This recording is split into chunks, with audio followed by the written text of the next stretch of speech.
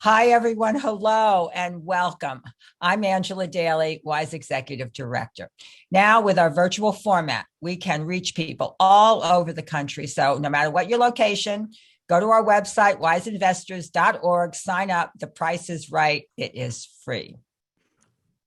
In 1997, a small but powerful group of women met in Orange County to put on an investment conference. They had no idea what to expect, but to their amazement, it was a stunning success. 500 signed up for this conference, and they knew they were onto something. Fast forward 25 years later, yes, this is our 25th anniversary year, and WISE remains true to its mission of financial empowerment for females of all ages and all socioeconomic backgrounds. We believe that if you manage your money better, you're going to have more security, independence, and more options in life. WISE works through community organizations such as Girl Scouts, Girls Inc., and universities. Every year, we reach thousands with our message of empowerment. Tonight's program is part of our groundbreaking Tearing Down the Pink Wall series, whose mission is both education and inspiration. We gather the best and the brightest to join us and inspire all of us to reach our full potential. Tonight's program is about women investing and developing an investment plan to help you reach your life's goals. So it's really interesting. Study after study show that women are as good or better than men at investing, but only 9% of women actually believe this. 52% feel they are competent to manage their own investments, while 68% of men believe it. And a really troubling statistic, 56% of millennial females are afraid to start investing. So, oh boy, we have a lot of work, and this is what WISE is all about. So tonight we have with us Laura McDowell, who's going to show us how to develop a financial plan to help us reach our goals. Laura is a regional vice president with Charles Schwab. She has more than 20 years of investment experience. She's a key member of their Women and Investing team, and she has a unique ability to take a complex subject like financial planning and make it so that all of us can embrace it. This is Laura's encore appearance at a WISE event, so she's part of our WISE family. Thank you, Laura, for joining us here. So a couple of bits of housekeeping. One is that a hallmark of our Pink Wall series is a career discussion at the end, so stick with us because Laura has a very interesting little switcheroo she made at the beginning of her career, which is kind of fascinating. And also put your questions in the Q&A box, not the chat box, and we'll take them at the end. So one of my favorite sayings is, hope is not a plan. All successful investors have a plan for wealth accumulation. Professional investors have what's called an investment policy statement. And that takes in all kinds of things, goal, criteria, risk tolerance, performance goals. So Laura's going to help us now develop our own personal investment policy statement. And then she's going to incorporate into this both emotional and personal elements. So Laura, thank you so much for joining us, for taking the time. And this is going to be a fun session here. So, and let's start at the beginning.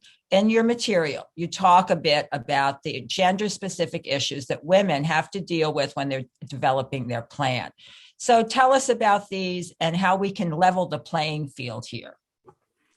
So I'm so thrilled to be sharing in this discussion with the WISE community today. So thank you for the opportunity to be here, Angela, and to everyone who joined us this evening.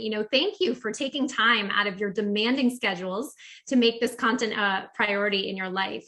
To be able to have this conversation just a few days after International Women's Day and in celebration of Women's History Month, it's really special. Women are such a formidable force. And I think oftentimes in our humility, we might kind of gloss over how incredible our economic power and our collective voice really is. So if we're going to start from the beginning, Angela, I'd love to take a minute to really celebrate just how economically influential we already are and to really take stock in that. So women already control approximately 51% of personal wealth in the US, and women make up about half the current workforce. On top of those powerful numbers, over 80% of consumer spending decisions are currently controlled by women. Now, as impressive, nearly 54% of us say we are the primary breadwinners in our households. And not to mention, more women than ever are making or taking part in the majority of household financial decisions. So when we look at it from a population standpoint, women are actually 51% of the population. And if we actually just look at individuals over 16 years of age, that number increases to women making up 58% of the potential labor force. And given current projections, 45% of prime age working women, so that's mid-20s to mid-40s, will be single by 2030, which is the largest share in US history of prime age working women. And if we look at generational wealth, baby boomers today control roughly 70% of investable assets of American households. 2/3 of those assets are in joint households with a male and female partnership. And given research has shown that women tend to outlive men, and generally joint household assets are largely passed to the surviving spouse, as baby boomer men age and pass away, more women than ever will be in the sole control of arguably one of the largest wealth transfers in our lifetime. Now, that's a financial power shift we haven't seen before, Angela. And this is all to say that current projections have women controlling an increasing share of the nation's investable assets, equating to the likes of 30 trillion in investable assets in the next decade. So this really is a pivotal and a crucial time for women to make sure they are aware of, knowledgeable about, and involved with their financial picture and understanding in a meaningful way. Now, why is it so important that women specifically prioritize their financial health and well-being? It has everything to do with those gender-specific differences you were asking me about that are really prevalent with women. So most women will likely need more savings to live off of as we get older, right? Given we have higher rates of longevity in combination with rising healthcare costs. We also need to contend with the well-researched gender pay gap, the hit our finances might take, right, by needing or wanting to step away or pivot in our careers for caregiving responsibilities for children or aging parents, since women have historically taken on and continue to take on the majority of those responsibilities within the family unit. Now, women also tend to be more calculated risk takers when compared to our male counterparts. This means we might need more information to kind of take a given risk. And we also actually tend to kind of think about investing just broadly differently than men do. For many women, investing simply isn't about the pursuit of wealth. It's about finding wealth-life balance. Women tend to think of investing kind of as a life skill, whereas men tend to view it more as a competition. And because women tend to think about investing differently than men, that translates into investing behaviors as well. And you referenced some of those, Angela. So this means that women are more likely to invest for the long term and limit trading. Women also tend to invest based on facts, not on gut feelings, and they tend to diversify instead of concentrating on a few favorite stocks. And all of these attributes that many women naturally display are some of the most important fundamentals of investing. And yes, a lot of research has shown that women tend to be better investors than men. So all this is to say, that because we tend to be better investors than men, and because of these innate tendencies many women naturally gravitate to when it comes to investing, our voice, our perspective, especially when it comes to our own financial wellness and that of our families, is essential. Anyone feeling a lack of confidence about investing, about goal setting, maybe feeling overwhelmed about the financial planning process or your financial securities, ladies, today is the day we are going to conquer all of that. And I want to make sure you leave here today feeling confident and comfortable in your ability to take charge and to engage in your financial health and well-being. Laura, that is just perfect, because that was where I wanted to get you to. That why do you think, just quickly, why do you think that women lack the confidence? Why do you think that they just believe that men are better, when you went through this whole list of these really the fundamentals of investing that women tend towards? What is the problem here? What's the disconnect? It's a great question, Angela, because this underconfidence is really pervasive. It's not isolated when it comes to women and men. I found that it's not isolated to just, financial knowledge. So there was actually a study that showed when women and men were tested at the same exact financial knowledge, right, came in at the exact same scores, right, women reported being 25% less confident. Yeah. And I don't know if you've ever read the Confidence Code. I think it's Katie Kay and Claire Shipman, I believe. But Google the Confidence Code. It is fascinating. This is across athletics, in the most women in the most powerful positions still feel that lack of confidence compared to men. And it really is pervasive. And I think, we need to do all we can to figure out for each of us individually what we need to do to find that confidence and to dig deep. Yeah. And I think that's knowledge. They say knowledge is power, but this whole discussion about confidence, we could spend the whole hour talking about this, but we'll move on. So this investing from the inside out is a very intriguing concept, because you're taking now investment where guidelines are showing just quantitative issues, and you want to bring in the qualitative. So tell us about this, and tell us if this limits our performance. Can we perform as well taking in these other emotional, personal and value systems as someone that just looks at the numbers?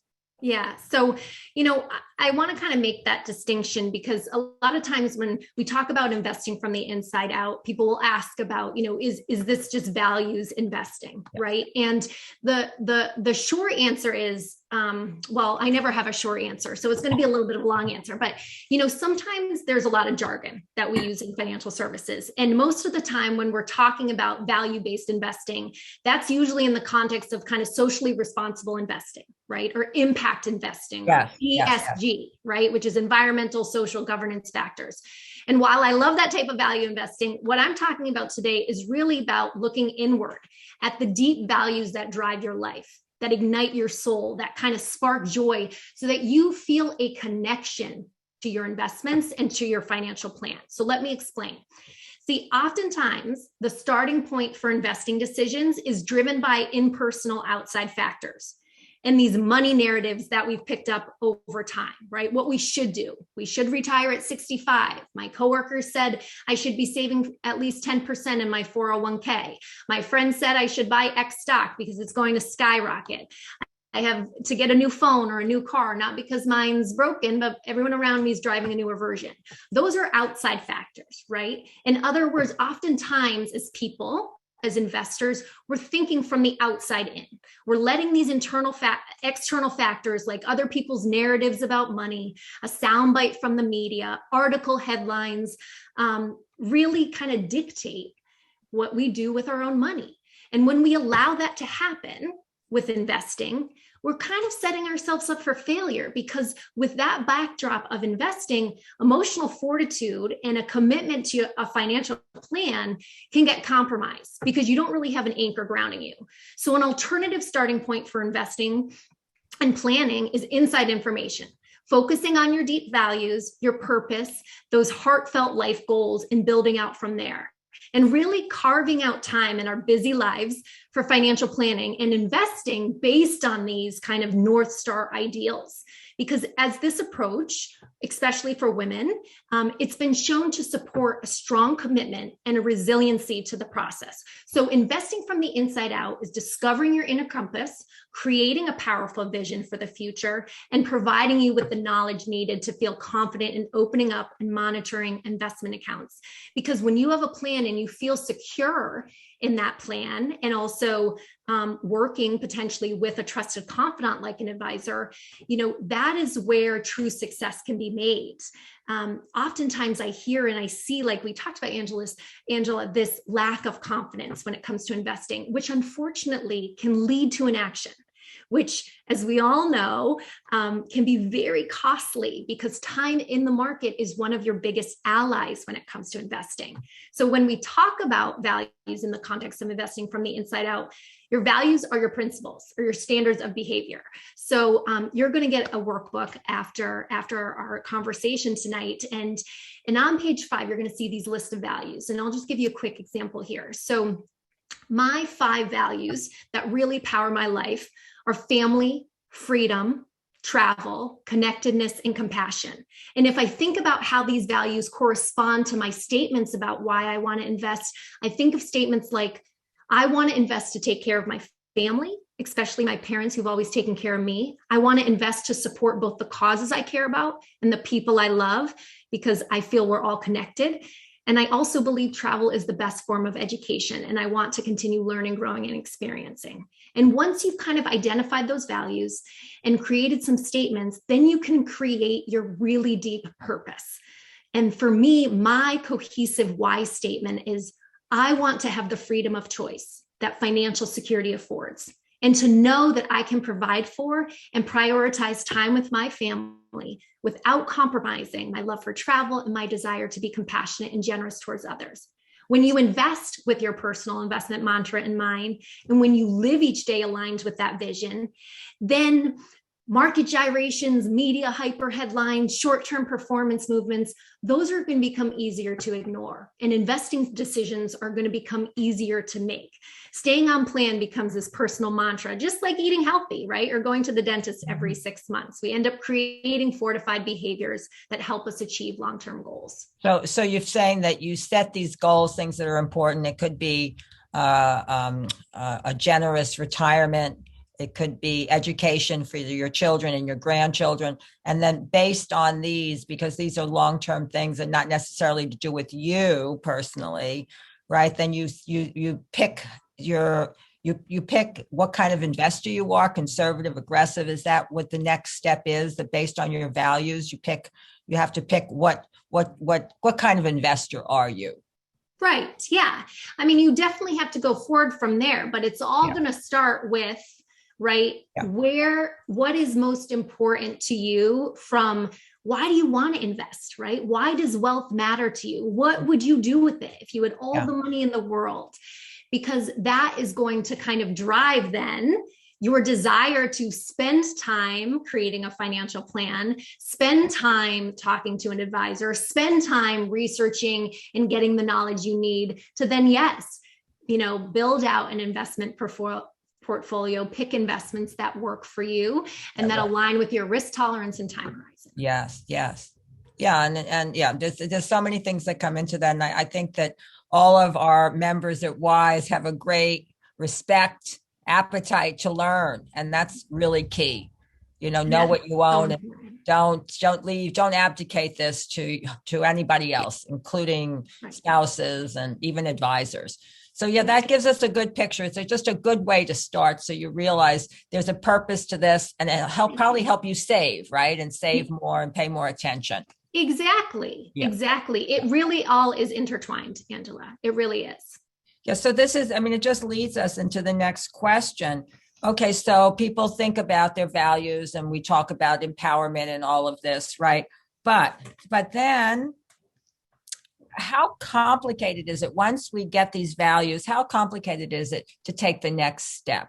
How do you suggest people do that? Now we decide, okay, my values, this is what I want to save for. Now what? Yeah. So the basics of money management are not complicated, but like anything else, it takes time, right? And most women report being more time poor than financially poor. So I get that that's not ideal, right? We don't have a lot of excess time. However, I will tell you that once you put in the time and lay that foundation, that kind of sets you up for success, right? Long-term success. So if you are listening on this call and you do not have a financial plan, which involves creating a budget, knowing what you owe and what you own, and then setting short and intermediate and long-term goals for yourself with a clear roadmap of how to achieve those goals. As soon as this event concludes, I want that to be the first thing on your to-do list, literally, because time is your greatest ally when it comes to investing. So if you're just starting this process, my suggestion is to get together with a group of friends. You spend an hour drinking coffee, tea, your favorite cocktail or mocktail, and you do the individual work that's needed, but with a support system behind you. Because without knowing what is coming in and what is going out of your respective household and what you owe and what you own, it's hard to prioritize the best path for you financially, right? How can you choose investments if you're not sure what your risk tolerance is or your time horizon is, because you don't have an understanding of what it's going to look like and project to be? And it's so important, I think about it like this. Let's say you're having stomach issues, and so you go see your doctor, right? More than likely, the first thing your doctor will ask you about is to log, your intake. What have you been putting in your body? Food, liquids, medicine, maybe lotion, stuff on your body. It's the same thing with financial health. You have to know where your money's going. How much is coming in, how much is going out, and where it's going, what it's being spent on. That's the first step. There are plenty of budgeting tools online. You can Google Schwab MoneyWise under tools and resources. You'll see spending tracker and a monthly budget planner. That's where you need to start first. That's first. That's kind of what we call a cash flow statement, understanding how your money is flowing in and out. Then next, you need to really look at, again, what you own. So home, car, bank accounts, investment accounts, retirement accounts, and what you owe, mortgage, student debt, car loans, and understand the interest rates of each. And to kind of keep this analogy going, this is like taking inventory of the food that's in your house and whether that's going to help resolve or add to your stomach issue, right? It's the same with your financial health. This step kind of serves what we call as a balance sheet, a snapshot of what you owe and what you own. And those two pieces are your foundation, Angela. Without those, it's hard to move forward and jump right into investing because you really won't have a good idea of how much risk you can take, when you might need that money, right? So those who have a plan are much more likely to reach their goals. So this piece is essential. And I will say that a lot of women really thrive when we have a community where we feel supported, which is what's so wonderful about your organization. And I'd encourage you to get a group together and make it social, not laborious, right? I've done it with my girls' friends, and it's a lot of fun when you do it together. It's interesting you say that because I've heard a number of our board members who are financial planners, friends that are saying that that's the most difficult thing to do is to put together this balance sheet. And because we all don't realize where we're spending our money. It's not, it sounds so basic and we all think, well, we know where we spend, but we don't until we write it down. So I'm glad you made that point. Really, really important. So let's talk a bit about something that's very topical, and that is risk tolerance and the market and volatility. So we have seen the market since the beginning of the year at a high, and it's down, 12% more. Depends what you own. It could be down 20% and more. So how do you gauge this whole idea of risk tolerance when you essentially the last decade we've had a bull market? We haven't seen, except for that very short period when COVID hit. But this is a little different this time. This is for no big reason. It's going down. So how does one person understand their risk tolerance and what kind of investor they are, and then they stick to that plan? So this is probably the most difficult question to answer because it's hard to really know your risk tolerance until you're feeling right? feeling it, right? Until you're feeling it. But this is what I will say. I think the first step is understanding that, of course, there's going to be risk in investing in the stock market, but there are plenty of ways to mitigate that risk, right? Diversification, rebalancing, keeping our emotions in check, staying committed for the long term. So I'll come back to a few of those in a minute, but risk is one of those words, Angela, that many women, we have a negative reaction to. It causes us to shut down a little bit, especially when we don't have all the information we need to make an informed decision. See, women tend to be more calculated risk takers. We tend to be more risk aware, meaning that we just might need more information to feel comfortable about taking a risk. Whereas men tend to be more tolerant of taking risks without that context. So we need to be fully aware and educate ourselves and find areas of support to have those conversations about investing so that we are willing to take calculated risks, right? If we aren't getting the information we need to feel comfortable, then we need to proactively seek it out, because too little risk investing in the markets or even not investing in the markets or over allocating to cash or bonds, especially when it comes to a long time horizon, is risky in itself of not being able to meet your goals. You know, Angela, I've scaled the Sydney Bridge. I've gone shark diving in South Africa, and I never miss an opportunity to zip line, but I am petrified of heights and I am petrified of sharks. But I'm willing to take those risks once I have more information. I ask a lot of questions. I ask about the risk of injury in those situations, just like I look at the historical returns of a well-diversified equity or balanced portfolio. And then I focus on what I can control and what I can't control. The beauty of investing is there are several ways to minimize risk that don't involve an over allocation to cash or bonds or sitting on the sidelines altogether.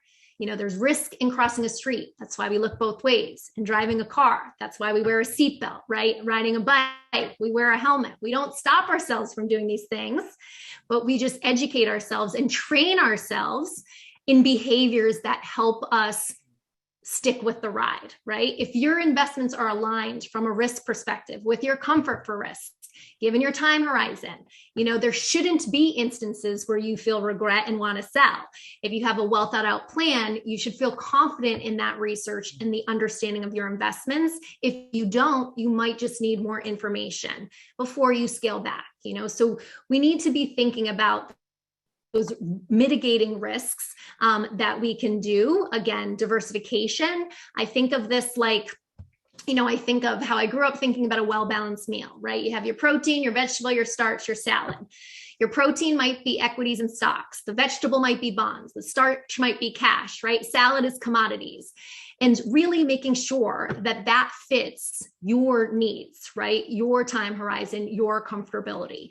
And then rebalancing as the market is shifting and bobbing and weaving. And like you said, in this situation right now that we're in, your portfolio can get out of line, out of your risk tolerance. So it's important to remember to rebalance. That's another risk mitigation technique. You do that on a regular basis, annual, maybe every 6 months. Rebalancing just simply means shifting back.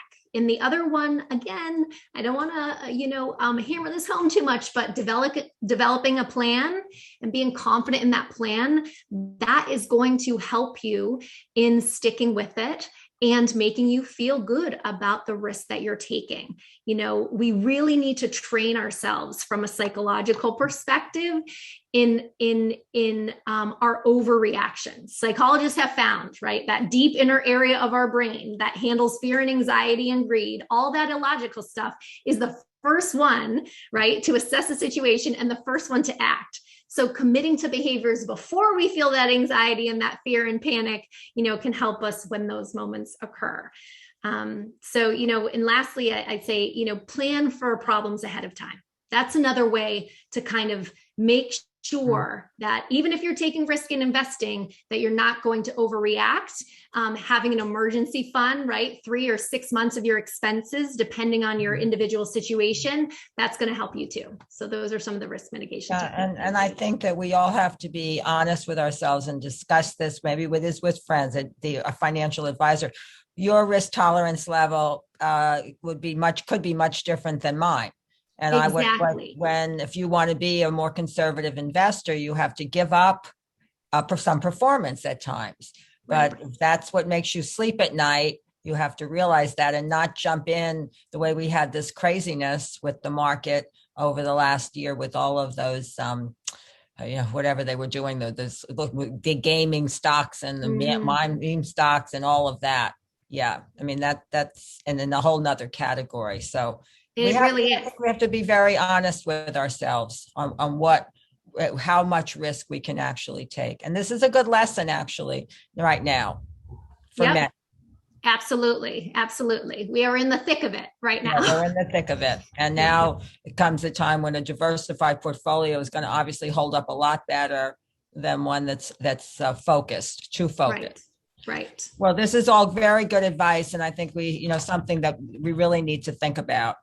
So I'm going to ask you about these myth busters that you covered in your material, because I think some of them are definitely worth dispelling, especially the one that says, I need a lot of money to invest. No, Yes. right? No. So I was saying yes to, this is my favorite topic, Angela. Yeah. So debunking myths. So there are so many myths about investing, about the financial services industry that just simply aren't true. And to be frank, all of these myths, I believed at one point in my life as well. I thought investing was only for the wealthy. I didn't know the difference between a stock and a bond when I started in this industry because I didn't think investing was for me, right? I thought you had to have a ton of money. That's the first myth I want to bust. Investing is for everyone. Investing even small amounts each week, each month can help you build wealth over time. And, I've seen it. And getting started is one of the hardest parts, but we should all be prioritizing it in this moment, because the longer the time frame you have to invest for a particular life goal, college education, a house, a second home, to start a business, leave a legacy, the better off you're going to be. The second myth, I always thought investing was a form of gambling. Investing is not gambling. If it was, I for sure would not be doing it. When I was 23 at my first conference in Las Vegas, I played roulette. And I lost $60, Angela, in less than 2 minutes. And I have not gambled since. So I'm not a gambler. Makes me sick to my stomach, the thought of losing money. Just thinking about that roulette experience literally made me queasy. This isn't to say your money won't fluctuate, right? When you invest, because of course it will. But I'm here to tell you, when done right, investing is definitely not gambling. Sure. If someone is telling you to invest your whole life savings in a particular stock, that might be a distant cousin, right? And if you are going all in or all out because of what's going on in the markets at a specific time, that is in essence gambling on a moment of time, right? But the investing I'm talking about, that we're talking about, Angela, right, is a disciplined process over time. Just like you mentioned in the beginning, hope is not a plan. Fear or greed is not an investment strategy. The other myth I'll mention just real quick is, I get this one a lot, but Laura, math isn't my strong suit. Neither is economics. And frankly, Laura, I don't have the time. I don't have the energy to keep up with the stock market each day. Math wasn't my top score on my SATs, and I don't have the desire to keep up with the stock moment at every moment of every day, right? That's exhausting. But those are narratives that aren't true either. Investing is more about discipline and about behavior than it is about math. And investing doesn't have to be about picking this stock or that stock. It can be if you want it to be, but investing is also about creating a plan for yourself and aligning your investments with your goals to help you live a life full of meaning and full of choice. This brings us now to the next question. So it's perfect lead in here, because again, you do need to invest some time in learning about the different types of asset classes, because you need to know the difference between a stock and a bond, and you need to know their place in a you need to know what commodities are. You need to know what an index fund is. You need to have this knowledge so at least you feel comfortable discussing this, and because investing can be very complicated or it can be simplified. So let's talk about the role of an advisor. We've had them for a number of years, these algorithms that will invest for you. You fill out a form, they talk about your investment goals, they talk about your risk tolerance, and then they assign you a computer generated model. Schwab has many really good ones here, right? So you can go that route. Or you can decide that you want to work with a person, and a person that can guide you and help you. So tell us the difference about who should go where. Is that how you start? Then do you graduate? Do you really need to have an advisor to help you, or can you go this other direction? And if you decide to go to an advisor, what kinds of questions do you need to ask them? And then, of course, what about the fees, which we all know really, really are important because they add up over, we're talking here 30, 40, 50 years. That's a lot of money. Right. Yes, yes. So that was a very loaded question, Angela. Yeah. So I'll break it down. If I missed anything, you can keep me Yeah. honest. So one of the most important decisions I think you can make is whether or not it makes sense for you to work with a trusted professional like an advisor or a financial planner that can really help you align your investments with your values and your goals. And I think that's an important action that a lot of people should think about taking. Right? Think of an advisor as you would a primary doctor, right? Or your fitness coach. Right. Instead of guiding you on your physical health, they help guide you on your financial health, and they act as your accountability partner, right? But for instance, like you mentioned, right? Let's say you're perfectly healthy. You may see a doctor once a year for your annual physical. You connect if you get sick, and that's really all you need for now. You just keep kind of doing the things that you normally do for your health. In that instance, maybe working with a financial planner just to help you get a plan, and then using a robo-advisor could be a good fit for you, right? But now let's say, a couple years down the line, you're pretty healthy, but then you sprain your ankle, and then you got a bad reaction to the medication, and then you need a little extra care and attention given your circumstance. That's where an advisor should not only be able to help identify and diagnose what's going on from a financial perspective, but then help you prioritize, right? What to tackle first, and ideally kind of check in with you and monitor your situation. And just as a medical doctor would not diagnose you and write a prescription without an exam and a clear understanding of your symptoms, an advisor is going to want to gain a deep understanding of those values, of those goals, and of your financial situation before designing a portfolio for you, and to help kind of guide you in that financial plan. And just as when you go to the doctor with details of your symptoms and questions, right, you want to meet with your advisor with that same intent, right, to help him or her provide the best diagnosis for the potential outcome for you individually. And remember that just like with your own body, you need to trust your gut as well, Angela, right? I mean, so you want to advocate for yourself, and you want to make sure you're asking a lot of questions as you need to, right? The right advisor is going to spend time making you feel comfortable and encouraging those questions, not discouraging them. And when it comes to deciding between doing it yourself, using a robo-advisor or a financial planner, a financial advisor, or a wealth advisor, or a combination of sorts, there's a lot of different kind of focuses in the field. That's a decision that really only you and you can make alone for yourself, right? You're going to have the best understanding. Can I do this on my own? Do I want to do this on my own? Do I need a little help? When do I need that help?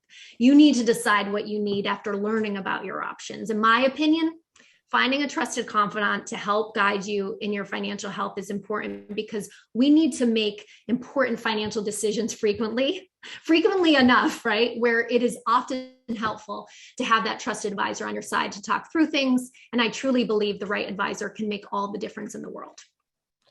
So I see that we don't have any questions yet. So I'm sure there are questions from the audience. So please put them in this Q&A box, so that we will be moving on to questions very shortly. So I think, Laura, that was a good explanation on, who might use this. And at different points in your life, you may use different things. You may. Absolutely. Yeah. I mean, it could be when you're starting out and, you have your 401k and it's already designed for you at your company, that you don't really need to do anything else besides that.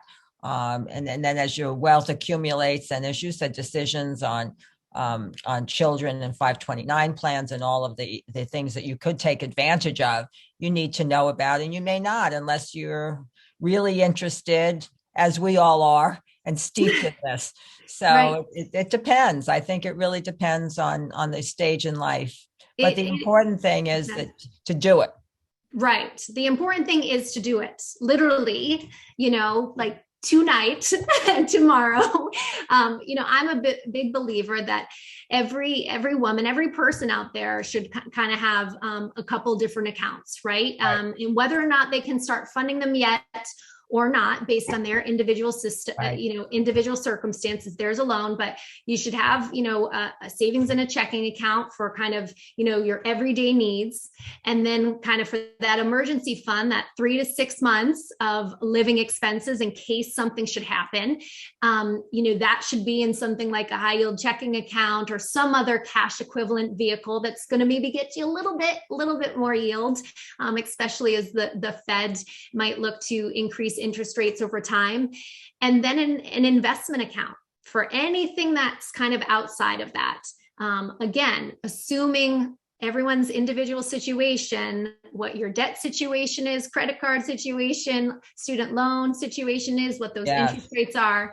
And then fourth, some type of individual retirement plan, like a traditional IRA, a Roth IRA, and or, a 401k or some retirement plan that might be associated, like a 401(b), et cetera, 403(b), et cetera. So I think that, making sure that you have those kind of set up so that when you are ready to, when you have excess cash overspending and saving, et cetera, to move forward, that you're ready to do so. And even if you just start with $10 a week, $100 a month, and you automate that, like you said, and you concentrate on minimizing, your fees and costs and things like that, Angela, that can add up really quickly over time, the longer that you're invested. Yeah. And in this day and age, we're all going to be working well past the old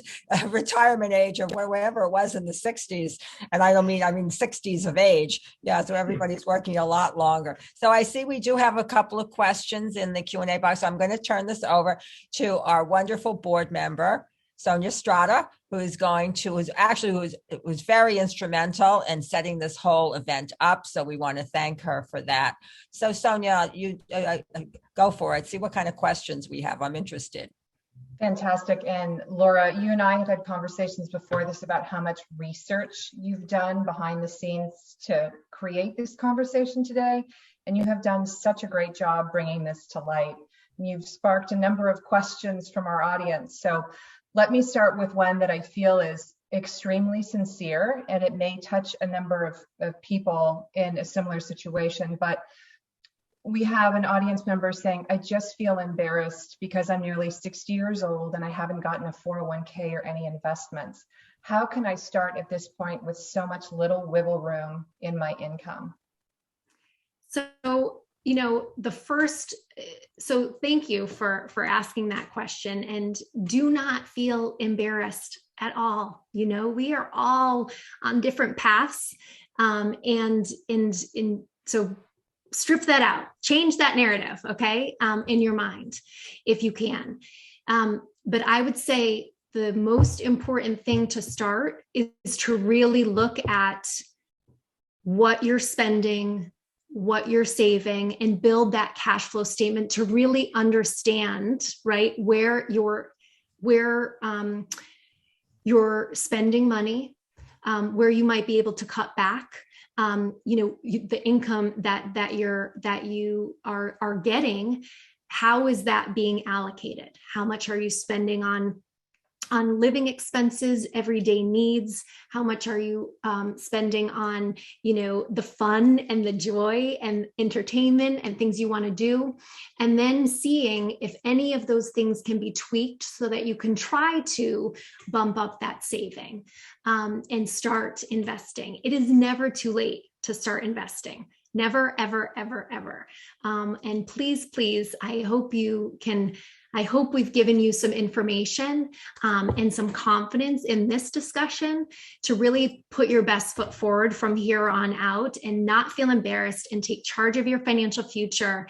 Do the work you need to do to evaluate where you can move forward from here. And I agree. And kudos for that question. I think there are so many people that are in that same situation, and taking part in conversations like this today is just the beginning. So I welcome that question, and I'm sure that your answers have helped more people on this call today as well. So thank you. I know that you touched upon this a little bit in our conversation, but it's a question that came up and I think it's a really important one. Can you touch on the investments that create a diversified portfolio? Sure. So there's a lot of different asset classes out there, but a lot of times when we're talking about building a diversified portfolio at the highest level, we're talking about asset classes like stocks, and oftentimes people will use the phrasing equities. That's going to mean a similar thing: equities, stocks, and then bonds, which is another word for fixed income. That would be another asset class. A lot of people do consider kind of cash an asset class, right, as your stable investment to offset the volatility of other asset classes. Commodities is another one. Think of things like oil or gas. Some people consider gold in that commodities, precious metals category as well. So those are some of them. And then from there, kind of those are the overarching themes. Then within the stock category, you can think of large cap stocks, which are, your largest companies in the US or internationally, small cap stocks, which are going to be much smaller companies, but that are still publicly traded. So it can kind of get deep from there. But really the genesis is that if you want to get started investing and you haven't in this moment, right? A lot of people will, again, use those external factors and say, oh, someone said I should buy this stock or buy this stock. But you could absolutely get started with a low cost, well-diversified, balanced fund that's out there. And there's plenty of wonderful ones out there to get you started. Thank you for that. And we have a number of questions that are more investment specific. So I'm going to consolidate to some extent and just talk about the themes, because I know in this broad audience, there's not the ability to provide individual investor advice. But there's a question regarding rebalancing. Can you talk a little bit about rebalancing, and then if it's possible to talk about rebalancing stocks as well as part of that whole concept? Sure. So really what rebalancing is just, it's as simple as, let's say that you either buy a fund that has 60% stocks and 40% bonds, or let's say you build your own portfolio that has about 60% in stocks and 40% in bonds. Let's say a year from now, your stocks have increased overall and your bonds have decreased overall, okay? You are going to have a higher concentration. You're not going to be 60-40 now. You might be 80-20 now. You might have 80% in stocks and 20% in bonds. So what rebalancing would in that situation would just be selling some of your stocks, buying more bonds so that you get back to, if your target is 60-40. So that's really the concept of rebalancing. And when Angela was talking about, making sure you're taking a level of risk that's comfortable for you, rebalancing is an important factor to consider, because you could get out of alignment with your risk profile or the risks that you're comfortable taking if you don't rebalance kind of back to those weights that you decided make the most sense for you for a particular goal or a long-term strategy that you might have. Now, a lot of funds, a lot of investment strategies that are balanced funds, they will do that for you. But if you are building your own portfolio, that would be something that you or your advisor would need to do on a regular basis to stay in line with your risk profile. So that's really interesting. And then continuing on the investment theme. So there's a comment saying that I'm mostly invested in stocks. Can you talk about the pros of bonds? They're not attractive to me, but they may be as I get closer to retirement. And so I think this touches on the concept of diversification, specifically to stocks and bonds, but maybe you can touch on that a little bit in that context. Sure. So again, it's all going to depend on somebody's individual, comfort level, right? And I know plenty of people that are invested mostly in stocks, again, in a well-diversified stock portfolio or in several different mutual funds or ETFs. And that could be completely fine for you. If you have a long-term time horizon, if you're comfortable with the volatility that might be accompanying that. Now, to your point, diversification is when you add in other asset classes that tend to react differently to market conditions or market news, that could help smooth your ride over time. Right. So whereas the equity markets might be really volatile, meaning going up and down quite a lot, the bond market tends to be a little bit more stable over time. So it kind of provides, a little less bumpy of a road when you're talking about investing over the long term. And for some people, for a lot of people, that helps you stay invested. Right? Because it's not as bumpy a road. And those who are able to stay invested tend to do better over the long run because, again, they're not gambling in a moment of time. They're not letting kind of fear, anxiety, and the pain of the volatility cause them to maybe sell out of the markets. So the benefit of bonds, the benefit of other asset classes is that they're going to react potentially differently than what you're already invested in, and over time smooth out that ride. Perfect. And I have one more question, Sonia. Do we have one more? I have one last question, Angela, and it's specific to Schwab Intelligent Portfolios. I'm not sure if you can talk specifically to how those work, or maybe just the concept of robo investing, if you will, but maybe you can touch on that to some extent in the benefits. Sure. So I can talk really broadly. I'm happy to put someone in touch with someone specifically at Schwab that can address those needs for them. But broadly, whether it's Schwab Intelligent Portfolio or another robo advisor or automated investment platform, those are, again, kind of interchangeable words.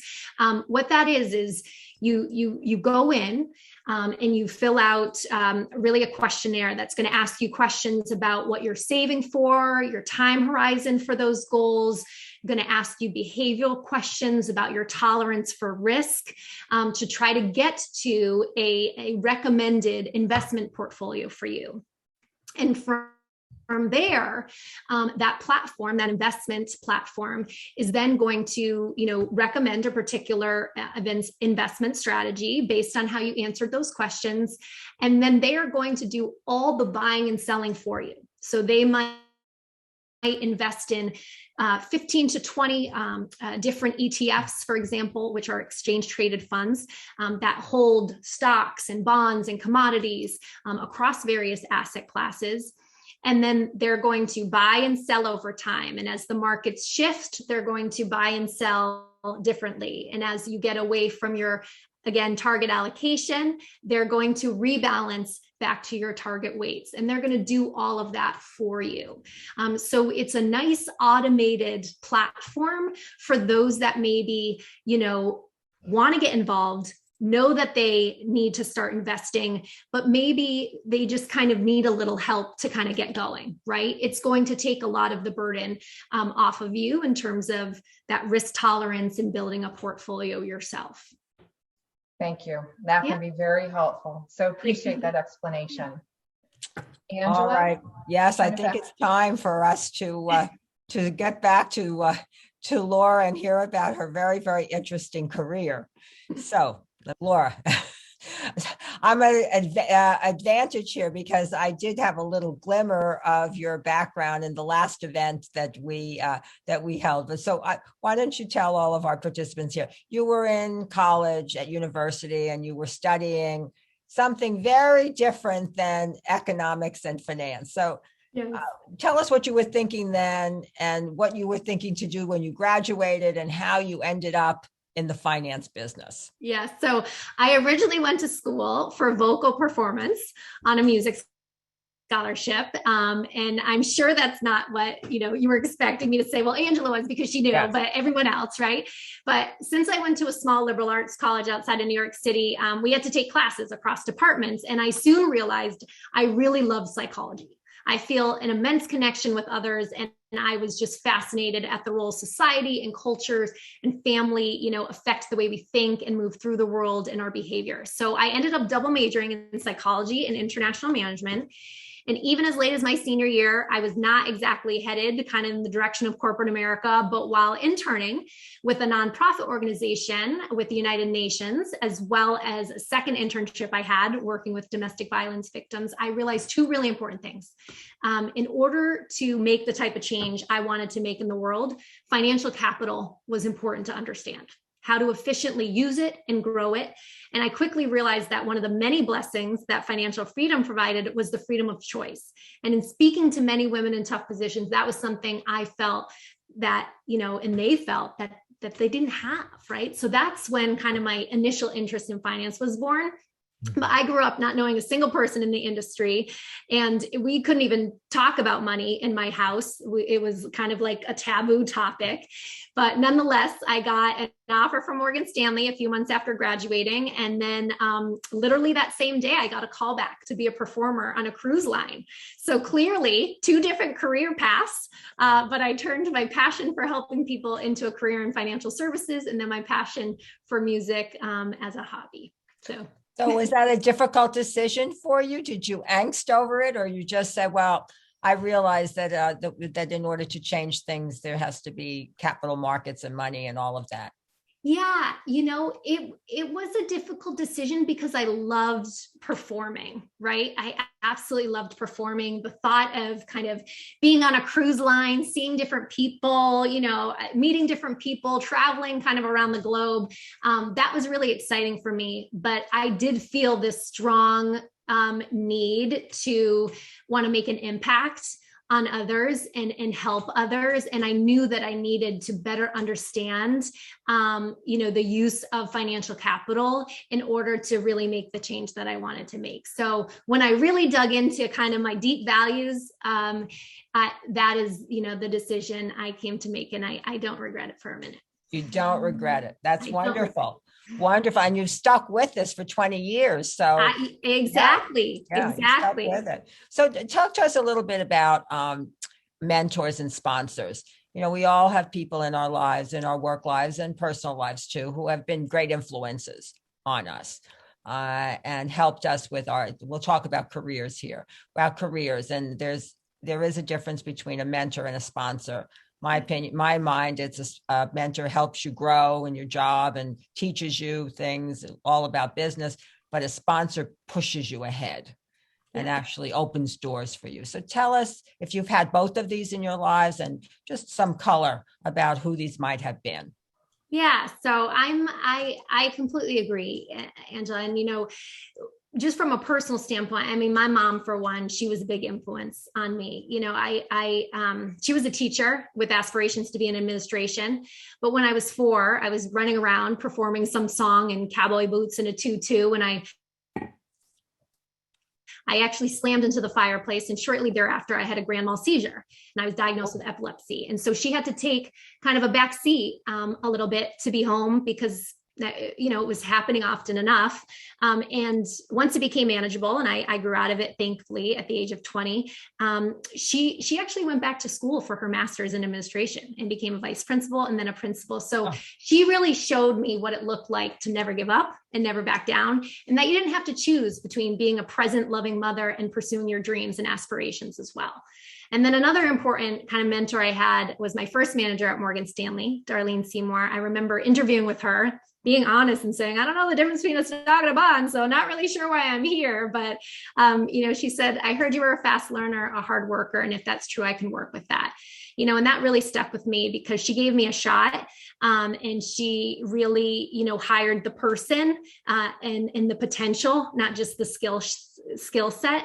And then two other kind of quick mentions. Tony Davidow, he's another very influential person when I think about my career. And when you talked about, a sponsor, I worked with him at Morgan Stanley, at Index IQ, at Schwab, and he always pushed me to strive for more and to want more.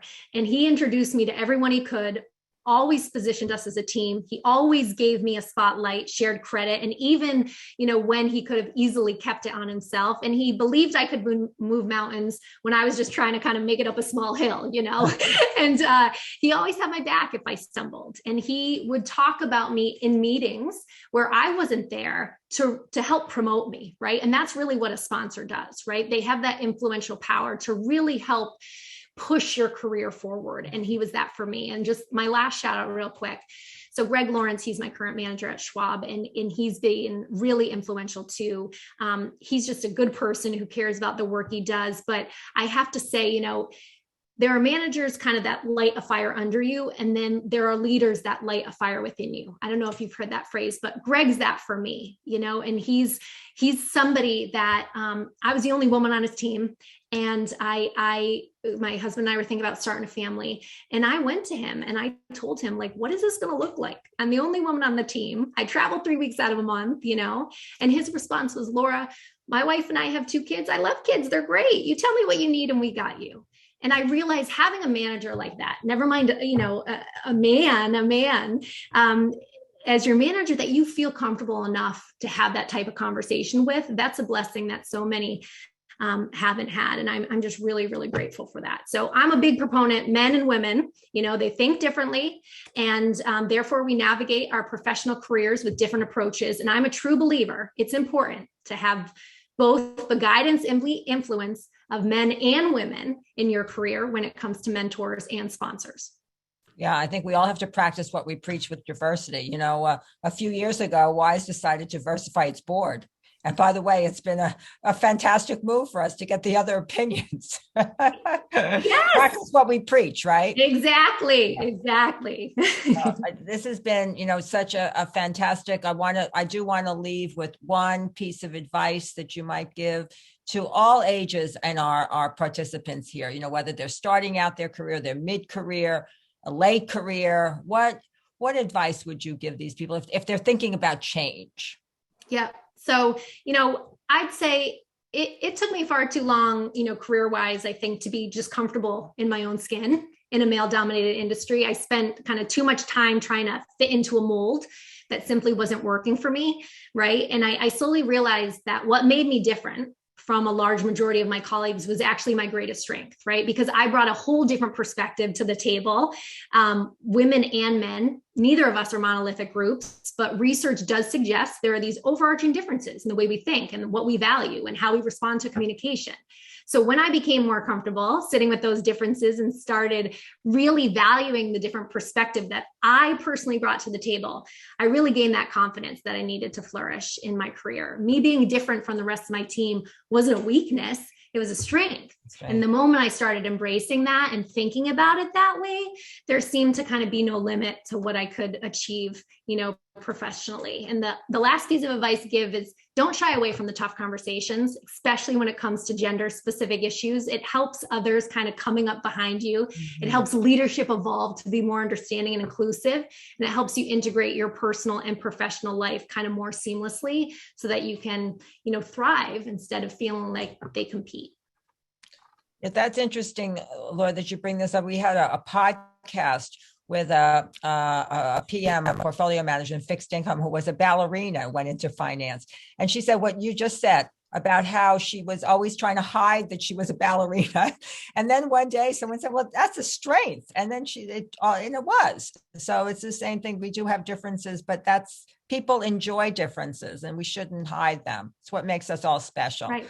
So Laura, you've been absolutely fantastic. We thank you so much for your time and all of your efforts. And I want to ask Darlene March, who's our COO, be visible here. And Sonia and Casey, Darlene worked with Sonia on putting this whole thing together. And Casey is our chief marketing manager, who we can't live without, and puts these events together and make sure that we're all visible on the screen and you can hear us. So thank you so much. And I hope all of you will attend another WISE event, and there's a survey at the end, so please fill it out. Helps us guide us with programming, and then there's the workbook, right? That's going to be available. So with that, I want to say thank you so much for your time, and till next time, till our next event. Next time. Thank you so much. Bye.